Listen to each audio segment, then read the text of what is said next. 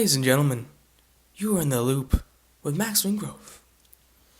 Oh, I am so relaxed right now.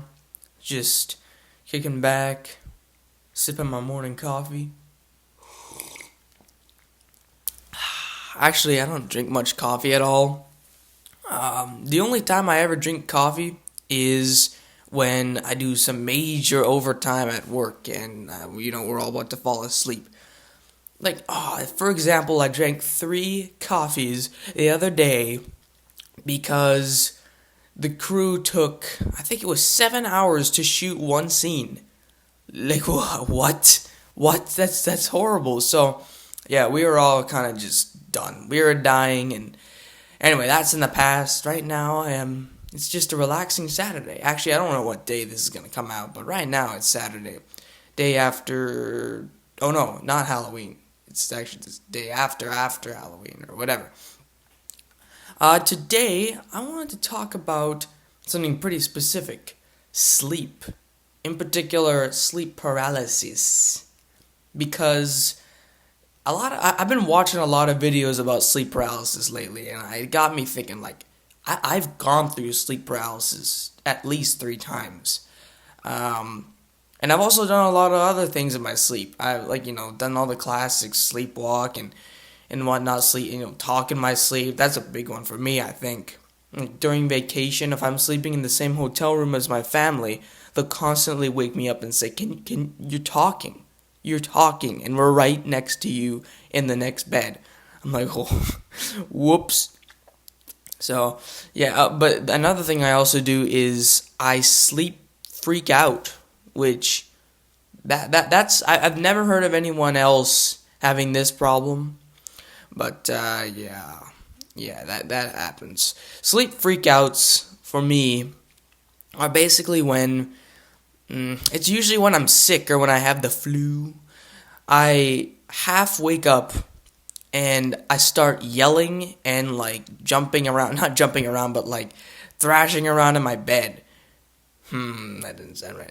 And so, anyway, of course, everybody wakes up and hears it in the house, and they all come into my room, and I'm, just freaking out in my bed, yelling and crying and whatever. This hasn't happened in a while, but I vividly remember it. And that's the weirdest thing, is that I remember this happening, yet I couldn't control it. I was just... I don't know. I was in some sort of, I don't know. I think the first time was near Christmas a few years ago, and I'd watched Home Alone, and I was deathly sick. Not really, but I was sick. I felt that it was probably the worst flu of all time, and I remember my parents said after I had my little freak out, they were like, "You said you were yelling that there was a bunch of robbers coming into the house and that no one was home except you." I'm like, what? So apparently I had a nightmare that I don't even remember about Home Alone, even though I don't find Home Alone, the movie, remotely frightening at all. I never did, even as a kid, so I don't know what that's all about. Yeah, it's weird, man. I don't know what causes this necessarily. It's just I start yelling and freaking out and I can't control it, even though I kind of know what's happening. I'm so half asleep, I guess, that there's it's a malfunction in your brain, right? It's the same thing with, I guess, sleepwalking, just on a smaller scale. You'll get up and your body will be the one that can move, and your body is awake, but your mind is definitely not. Sleepwalking, I've never slept walk while completely asleep. I've been a quarter of the way awake or whatever. I've walked out to my kitchen and started getting stuff ready for the day, thinking I had to go to school 4 hours earlier than I had to, or I even had to wake up, and I'll look at the clock and it'll be 2 o'clock. I'm like, oh crap, what the hell am I doing? Or I've done this. I've stood by the edge of the stairs at 11 o'clock at night, and my father came upstairs because he was downstairs, I don't know, reading or whatever. And he didn't notice that I was at the top of the stairs until he got halfway up. And he was like, "Oh!" It scared the crap out of him. And then I remember I woke up then. I'm like, what's going on? He's like, "What are you doing?" I'm like, I don't know. He's like, go back to bed. I'm like, oh, okay, sorry. Yeah, so that's always a little weird. My brother, he one time he woke up. This is actually, yeah, this is Christmas Eve. No, not 2 years ago, long time ago. He got up and he started blow drying his hair. Like he plugged in the blow dryer and just turned it on. And we were all like, "What is he doing?" I remember I woke up and I thought, "Oh, did I go to sleep super early? Is everybody still getting ready for bed or whatever?" And I looked at the clock and it was 3:13 specifically. I'm like, "Oh my, what?" So I walk out into the bathroom and he's there, freaking trying to blow dry his already very dry hair, and I was like, "Dude, dude." So I just unplugged it and he was like, "What are you doing?" I'm like, "What are you doing?" He's like, "I don't know. I'm just." And then he just walked away. So yeah, we didn't really talk about that. If I ask him about it, I don't know if he'll remember that. But anyway, I think that's about it for sleep, for weird sleep stuff. Besides sleep paralysis, because do we all know what sleep paralysis is? I'll just say kind of like a summary of it before I get into the lovely stories. Sleep paralysis is basically. Now, I'm not some scientist here, so this is going to be a very bad description, but it's basically when like your REM sleep cycle, has like a blip, it's like like a malfunction in the computer, but your brain sends you different signals. So it sends a signal to your brain to wake up, but it doesn't send those same signals to your body. So your body is still asleep and your brain is not wide awake, but it's waking up. And you'll be awake enough to feel that. So, yeah. I can think of 3 examples of where, like, when I've gone through sleep paralysis. And it's weird because the videos I've been watching about sleep paralysis is like, my experiences are totally different, and by different I mean like I got the short end of the stick. I'm glad because people say that they wake up and they're completely awake, like solve algebra awake, and they'll see these horrific visions of demons and ghosts, or the floor opens up and there's hell or whatever. It's just, I've never had that vivid of a hallucination, because that's also what happens when you go through sleep paralysis, is that you're not totally awake because your brain is giving you all these hallucinations to try to wake you up, right? So yeah, I've never gone through something like that, and I hope to God I don't, because what I went through was already bad enough. So the third time, there's 3 times, and the third time was like 2 weeks ago, and it really wasn't that bad. I woke up, I realized I couldn't move. I was like, here we go again. So I just kind of laid there, and until my body actually loosened up and I actually could move again. That was all that happened there. But I'll go the second story first, because the first time I ever had sleep paralysis was straight up one of the most terrifying moments of my entire life. Yep, that may sound a little sad, but no, I don't think many things top this. There's a few things I can think of, but this stands out in my mind of like one of the most unpleasant experiences of all time, even though it was like 5 minutes. So, so this is back in the summer. I was camping at Golden Ears National Park with my friends. I think there was like 1, 2, 3, 4, 5, 6 of us. And of course I was sharing a tent with one of my friends. It was his tent, right? So I remember this is pretty vivid in my mind still. Because it was still a crappy experience. So I woke up and I saw the sun shining or whatever, and I was lying there, and only like I think it must have been a minute or so before I realized I couldn't move, because I kind of just stared at the top of the tent. And so I kind of just I kind of just stared until I tried to actually get up, and I realized I couldn't. And sleep paralysis, it never came into my mind. I was never like, oh no, here we go again. I was just like, what's going on here? Like, what is going on here? And the thing with sleep paralysis is that I don't think your eyes actually open. So when I say I was staring at the top of the tent, I think that's just because my brain was familiar with what the top of the tent looked like. Because I could also see all around me, Especially if you're in your own room, you'll definitely have 360 vision, because you know what your room looks like so well that your brain just kind of fills in that gap, even though you can't really open your eyes. I don't know if my eyes are open or not. I honestly don't remember, but I know I could see that my friend was still sleeping, and I was like, "What? I can't move. What the hell's going on?"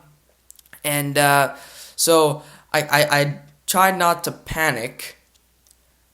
I try not to panic at all, but that didn't really work out. I could, for some reason, I looked at my sleeping bag, and my sleeping bag was actually, it looked like it was getting bigger. So I have had hallucinations. It's just they weren't like out of a horror movie. It's just I saw my sleeping bag getting bigger every time I thought about it. So I'd look away for a second, and I'd look back, and I'd see my sleeping bag, like, growing. And this isn't, like, again, I wasn't super, super wide awake. Somewhere in my mind, I knew that I was still half asleep. But, damn, did it look real enough to scare the crap out of me? So this, I don't know how long this lasted. This could have lasted, like, 2 seconds, or, like, could have lasted 5 minutes. All I know is that I was trying to yell to my friend that, the sleeping bag was gonna kill me, but I couldn't scream because you can't, like, move your mouth or anything. So I was internally going, yo, dude, get me out of this sleeping bag. It sounds so stupid, and it really is, because you can't scream, you can't make any noise. You can only just lay there and scream in your mind, internal screaming. So eventually, just out of nowhere, I started moving my fingers. I was like, oh. And I straight up, I think I woke up like Neo from The Matrix. Like the scene where they put that metal thing into his stomach, whatever that thing was. Yeah, that's how I woke up. And I think it was actually still dark. Like, I thought it was lighter than it was. So anyway, and I just I didn't dare go back to sleep. I actually got up, I started cooking breakfast, even though it was maybe like 5 o'clock in the morning. I couldn't go back to sleep after that. There's no way. Anyway, so the first experience I've ever had in the world of sleep paralysis, and this is by far, I'll reiterate, one of the worst experiences I can think of. Like, I haven't gone through many things in my life. I've had some bad injuries, whatever. This stands out whenever somebody says, what's the worst thing you've ever experienced? It's not the worst thing, but it's just the thing that comes to mind every time. So I think this might have been probably 7 or 8 years ago. Like, I was probably about, my math is not going to line up here, but like maybe 10 or 11. So, yeah, a long time ago, and I still remember this I still remember every little detail. That's how bad this was. So, I was sleeping at my grandparents' house, and every time I wake up there, I always hear everybody downstairs cooking and eating breakfast. And I'm always thinking, damn, like, why do I always wake up so late? So once again, I half woke up, and I heard the sounds of everybody awake except me. So immediately I was like, oh, damn. My brain kind of got a little panicked just because I was so half asleep. And then when I tried to get up, of course I couldn't. Like this, I've never felt so just encapsulated in anything. I've never felt so. I'm not a claustrophobic person at all, but for some reason I feel like that's what I felt like, claustrophobic. I don't know, and so I knew I was half asleep. Okay, keep that in mind. I knew that I was not fully awake, because my I couldn't really see very well. I was just my brain was like I saw the room, but everything was blurry. It was not very good. So of course, when I feel that I couldn't move, I really start to panic. Like I've never experienced this before, and this is the only time during sleep paralysis where I actually felt pain because I couldn't move. I don't really know how to explain it. Like unless you've been super like just out of it and trying to move, for some reason it hurt. Like it was some sort of weird sleeping pain. It was it's so bad. Anyway, so already that is happening, and I'm internally like just ready to jump off a cliff. And so all of a sudden, my vision goes into crossfade mode. You know what that means? Crossfade. There's really two meanings, but it's like a transition in a movie where like the image kind of dissolves into another one. Yeah, that happened, and my brain put an image of a giant clock in front of me. So keep in mind, yeah, people do have hallucinations. I've never had a demon in front of me, but I had a giant clock in front of me. And I could still see my room, but I could also see that clock because it's a crossfade, right? So I'm looking at this clock, and it's just ticking. And I could clearly see that it was ticking, and I felt even more scared. Because every time, because I remember when I saw the clock, it was the second hand was ticking, and it was at the 10. And I was like, what if it reaches the 12, and what's going to happen? Well, lo and behold, every time that second hand reached a 12, a 3, 6, and 9, it would chime really loud. Like, this is just my brain, right? But I so clearly heard bong, bong. And it hurt my ears, I guess. But the thing that really concerned me was every time that happened, my breathing would get a little more labored. Like it would be harder to breathe every time it hit those four numbers. And I'll explain why that happens in a second. But like you can imagine how scared I was. Already I couldn't move. Already it kind of hurt because I couldn't move. I knew everybody was downstairs without me, and they were far away from me, and they couldn't help me because I was like suffocating myself, basically, it seemed. And so I just had to watch in horror as the second hand kept reaching those numbers, and it kept getting harder to breathe. So, this may sound super goofy and super over the top for anyone who hasn't gone through sleep paralysis, but I don't know what to say. It's just, that was happening. And it sounds so made up, I know, but yeah. So I think, and the reason it got harder to breathe more and more is because, since you're so half asleep, you don't really know how to breathe properly. So I guess every time it reached a 12, 3, 6, and 9, for some reason my body knew to be consistent with that. It would just like try to take in more air, but it didn't really know how because it wasn't fully awake, so nothing really was lining up too well. So it was just it kept, man, yeah, it kept getting so bad. It kept getting so much worse every time.